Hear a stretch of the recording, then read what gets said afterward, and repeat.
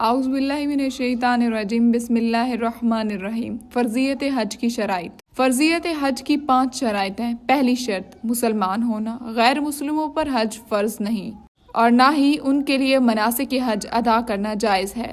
دوسری شرط عقل ہے، پاگل مجنون پر حج فرض نہیں ہوتا۔ تیسری شرط بلوغ ہے، نابالغ بچے پر حج فرض نہیں ہے۔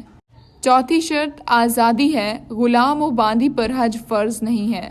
پانچویں شرط استطاعت ہے۔ استطاعت کا مفہوم یہ ہے کہ حج محض ان افراد پر فرض ہے جو اس کی جسمانی اور مالی استطاعت رکھتے ہوں۔